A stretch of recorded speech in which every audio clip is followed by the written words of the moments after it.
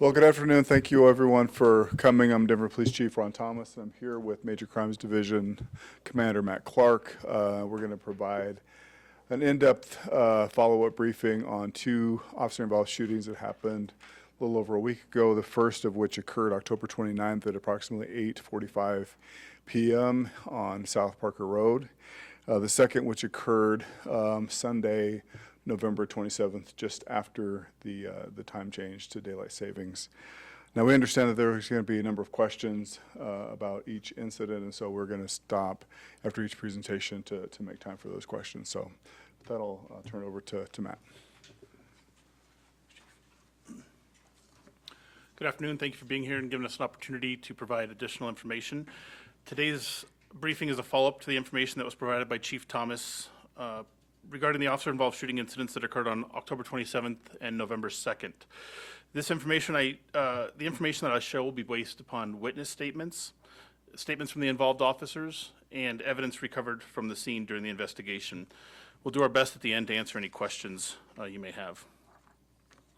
On Monday, October 27th, 2025, at approximately 8:45 p.m., the Denver Communications Center received a 911 call from a clerk reporting an armed robbery in progress at the Maverick convenience store in the 3200 block of South Parker Road. The caller stated a male pointed a gun at her and demanded she lock the doors. She further advised that she and another employee were still in the store with the subject. Patrol officers were immediately dispatched and arrived approximately 3 minutes later. The officers found the exterior doors to the building were locked and the lights inside the building were off. While determining how to get inside, officers heard a single gunshot fired within the business. Believing the two clerks were in imminent danger, the officers broke out a window on a west-facing door and entered the store.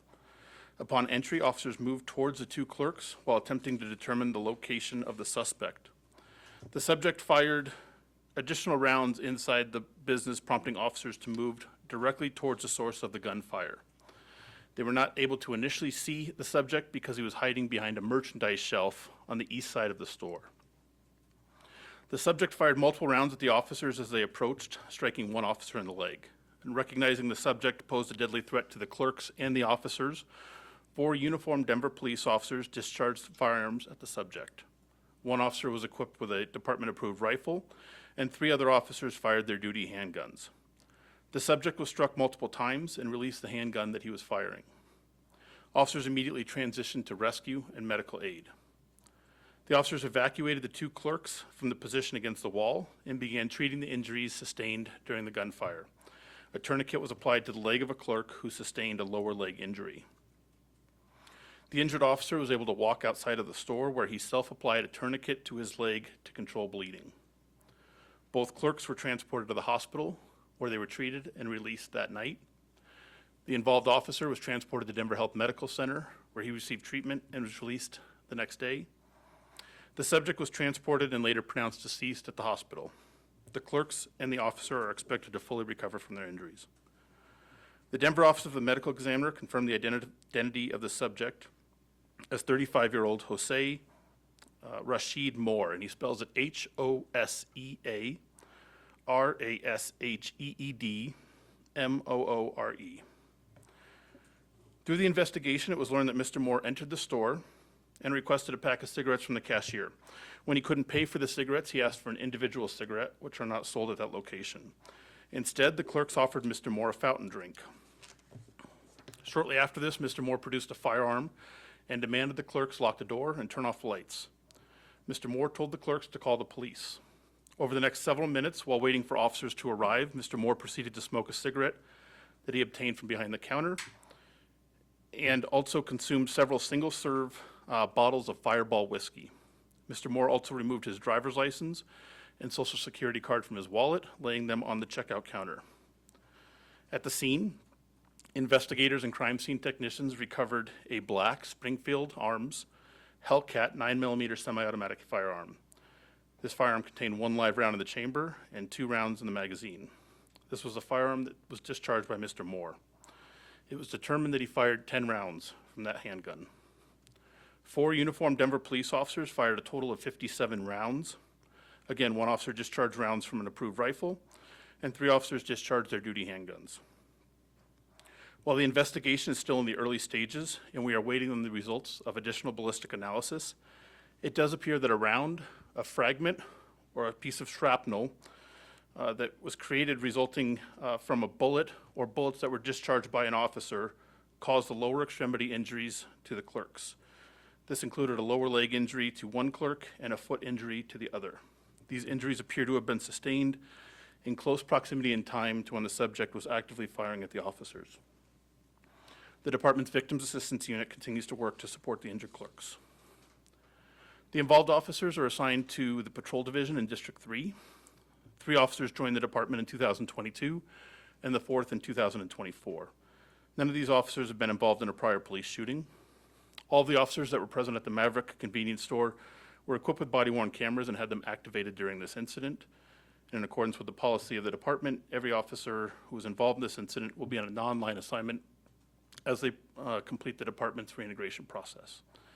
This remains an active investigation. We're still waiting on the results of additional ballistic evidence, but if there's any individuals that we haven't spoken with that have information, we request they contact the Denver Police Department or Metro Denver Crime Stoppers. This incident and the next incident I'll brief will be conducted, the investigations conducted in accordance with our critical incident protocol, which includes call to beer investigation, the State Patrol, Denver Police Department's Homicide Unit, and the District Attorney's Office. These investigations are overseen by the Office of the Independent Monitor. I'll go over some brief slides and then answer any questions on this. And the only slides that I get it to come up. This is a photograph of the Springfield Arms Hellcat firearm that was recovered at the scene. The firearm had, like I said, 1 round in the chamber and 2 rounds in the magazine. And that was the only weapon recovered that was associated with Mr. Moore. Any questions that we can address? Does it look like this guy was just waiting for officers to arrive and be shot? It looked like he had a plan to have officers come to the location and engage the officers. Is that considered suicide by cop in your estimation? I mean, it could be. We don't generally get into the mental health or the background, and it's tough to tell because we don't have an opportunity to talk to this individual and get additional motives. But based on the way this incident played out and the evidence that we recovered at the scene, it appears that he was trying to force a confrontation. Do we know anything about the gunfire inside the business before officers went in? Is there any surveillance video that shows what might have been shot at? It appears that he shoots into the air. He doesn't shoot directly at the clerks. And that happens in a sequence when the officers are attempting to pull on the doors and determine they're locked. And it seems like that gunshot is fired by the offender at that point, potentially to increase the urgency of officers in getting into the business. Is he also the person that's saying 1, 2, 3 and then firing their weapon? He is. Yeah. Did the offender only shoot at the officer, only hit the officer? He didn't hit any of the clerks? That's what we believe, correct. It appears he was directing his fire towards the officers. Oh, Are you able to explain the protocol when it comes to having an armed suspect, as well as quote-unquote innocent bystanders nearby in terms of getting them out of harm's way so they don't get those kind of injuries? Mm-hmm. Yes, I mean, this is something that we do practice and train on. I mean, obviously, our officers are trained to be aware of their surroundings as well as be aware of their target and beyond their target. Obviously, this was a very volatile situation. The clerks were a distance from the where the subject was, where the subject that was firing at officers was, but and while their fire, I think, was directed down, I think they were still beyond that. I don't think in the determination of the officers they would have perceived them to be in the line of fire, but it does appear that they're that at least 1 round or shrapnel or fragments caused the injuries to those 2 clerks, which we want to be transparent about. But certainly, the officers were engaged with an individual that was firing at them. They were at positions that I think, they were in positions where they were as best as possible, I think, protected from the gunfire, but then still able to engage that individual and certainly, I don't think that there was time to instruct those people to move anywhere else, especially since it really was undetermined if he was shooting at anybody that moved or if he was just determined to shoot at the officers.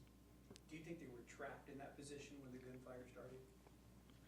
Well, I mean, I don't want to speak for them, but I feel like that probably was the position that they felt safest in the moment. Is they were on the other side of that portion of the store from where the suspect was, and they were not near the officers. But I'm sure that they would have preferred to be in another place if they could safely get there. And we don't know which officers' shrapnel fragments may have hit those two clerks. Is that accurate? I think we still needed to do some ballistic analysis to determine that for certain, but I think we do believe that that it was one of our officers who fired. It was a result of them firing that caused the injuries to the clerks. Would there be any sort of different repercussions for that officer if you are able to determine where those shots came from or where that shrapnel came from the specific officer? Well, those decisions really are not up to me. I mean, certainly, there's the legal question that the district attorney will be evaluating, and then there will be a determination as to whether or not the officer's actions were within policy. I mean, and I can't speak to any of those because those are not my decisions to make. But what I can say is that awfully proud of those officers for facing that danger and moving in the direction of that gunfire and ending that situation without any further loss of life or significant injury. Chief, is this something, and you may have said this, but I'm asking for some clarification. Mm-hmm. Is this something that an independent investigation looks at and your internal division looks at to see if the officers handled this shooting appropriately in terms of where they fired the weapons Yeah. and where the clerks were? So the first review that will occur is the review by the district attorney. Once that is complete, there will be an additional review of the tactics that the officers used and whether or not the tactics that they used and the force that they employed was within policy. Real quick, I just want to clarify because it sounded like in the video he might have counted down twice and then fired. Did he shoot into the air twice? No, when he's counting, we believe he's directing gunfire in the direction of the officers. I think the one that we thought was in the air and didn't have necessarily a direct target was the initial shot inside when the officers are still outside. But when he counts the number sequence, he fires one round. He counts the number sequence again. I don't hear a round fired at that second point, but then he engages the officers directly. It appears. So then one in the air and then 9 after that towards officers if he fired 10 rounds. Essentially, yes. And why was he counting down? Do you have any theory on that? Was it just to let officers know he was going to shoot? No, I mean, we don't have a theory. Without talking to him, it'd be complete supposition about it. Yeah.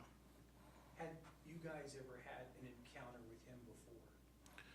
There have been prior interactions with him in Denver in the days prior. We had a domestic violence investigation related to him, and there was other cases that we wound up determining he was involved in subsequently. Did those store clerks have any previous background with that man? They did not.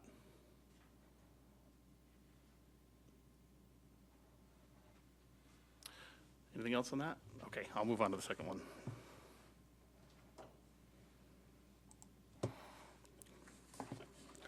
On Sunday, November 2nd, 2025, at approximately 12:50 in the morning, Denver police officers responded to a report of a large fight in the street involving approximately 50 people in the area of East 51st Place and Biscay Court. This is in the Green Valley Ranch neighborhood in far northeast Denver. 3 officers responded to that call. They arrived approximately 8 minutes after being dispatched. When officers arrived, they observed multiple parties leaving in vehicles and others dispersing from the area, and there was no specific enforcement action taken on that incident. Approximately an hour later, at 1:50 a.m., the same officers responded back to the location in relation to the prior call. Upon arriving, the officers observed multiple people arguing in the street and then heard gunshots being fired. An officer saw an individual firing a handgun on Biscay Court. After firing this weapon, the subject turned and began running in the direction of the officer. While running, the male raised a firearm in the direction of the officer, and fearing he was preparing to shoot, the officer discharged multiple rounds at the individual from his duty handgun.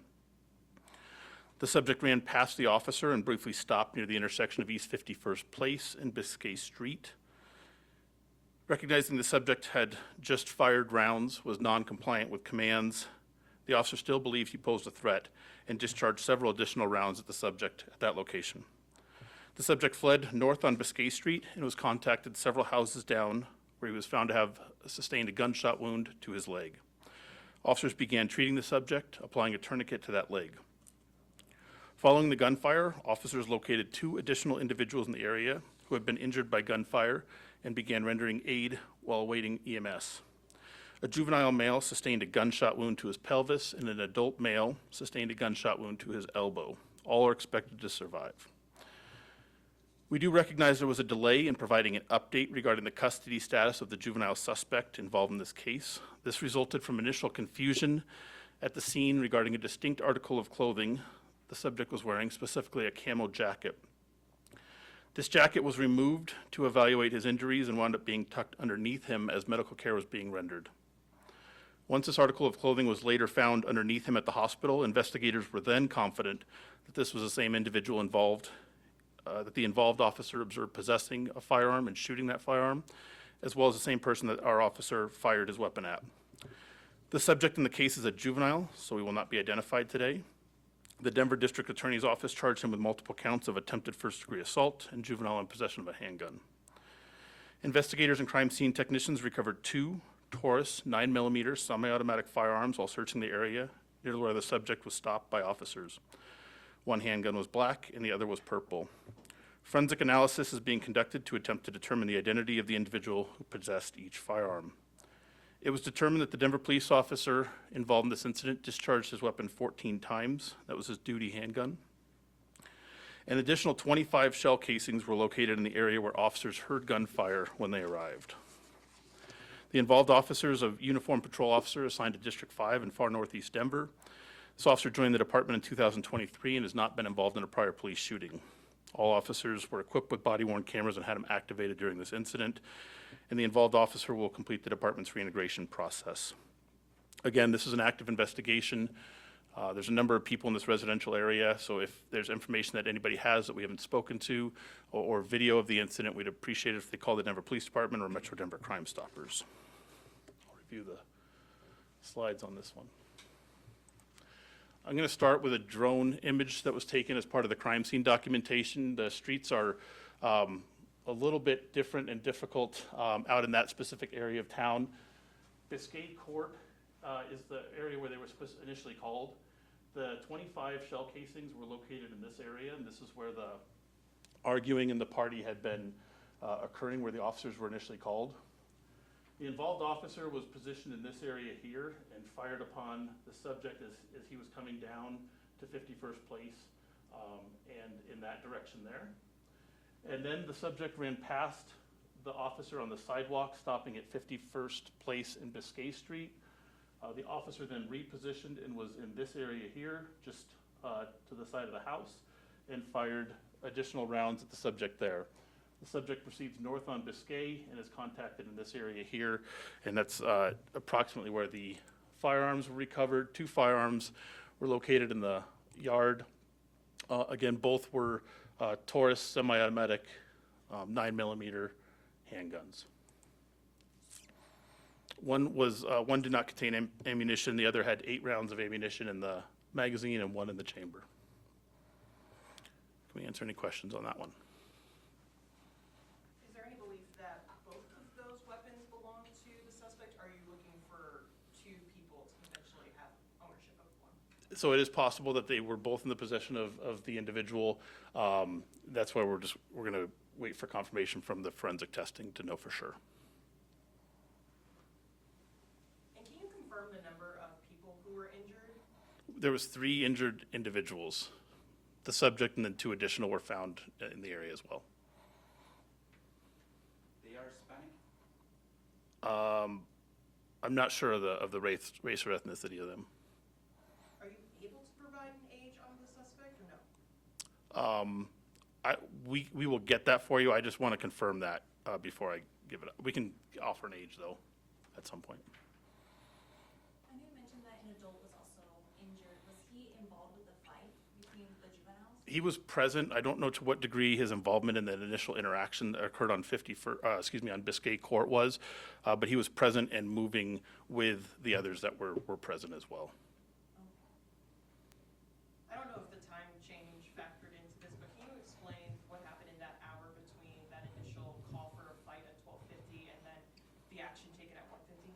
So essentially, the officers responded and initially checked the area, and everybody was dispersing because it took several minutes for the officers to get there. So that had kind of dissolved, and everybody was leaving. The officers had visible presence there, stayed in the area briefly, and then cleared for other actions, and then wound up responding back to the scene as it was reported that by somebody in the area that the people were back or something was escalating again, and that's what brought the officers back. So I'm not sure what happened in between when they left and when they responded back. Was there a 911 call or something that brought officers back in terms of like noise? There was a call to the communication center. I'm not sure if it was a 911 or a non-emergency, but it was related to that prior incident that initially got them there at 12:50. And do you have the cause of the incident, a fighting, a party? So the initial call was for a fight with 50 people in the roadway. That's what initially got the officers out there.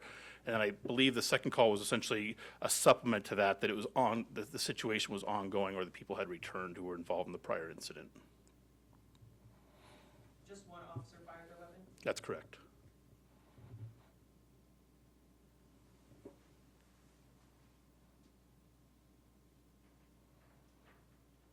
So the chief, what's your main concern about these juveniles and young people with a gun in their hands? Well, I would say I have two concerns. I mean, obviously, again, young people with guns in their possession that are acting irresponsibly, so that's one concern. The second concern is the concern that we continue to have with, these large house parties, which is why we ask community to call these in so that we can interrupt these house parties, because this is often the result. We have people that are either kicked out of the home or people that are uninvited show up, and then there's an escalation of violence that often results in gunfire, which is what the officers, I think, came across when they returned to the scene. Can you confirm if the guns are ghost gun or legally purchased? Well, we are still doing an analysis to determine whether or not they were legally purchased and how they got in the hands of those folks that were at the party, but they are not ghost guns. Sorry, one more question. Is there any early indication to say that the injuries of those two additional individuals came from that police officer? So that is something that we're analyzing and trying to determine through ballistics if that's something that we can determine or not. We do know that there were 25 rounds that were fired in that vicinity prior to the officer even arriving on scene, and so I think there's a number of possibilities for how they received their injuries. And do we know how far away the suspect was found between those two additional people who were shot? It's right in that same area on Biscay Street. They were just within a house or two and then across the street, so they were relatively close.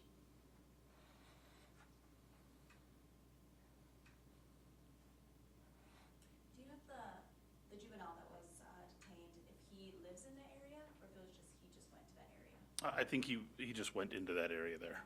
Yeah. Last questions? Thank you. Thank you.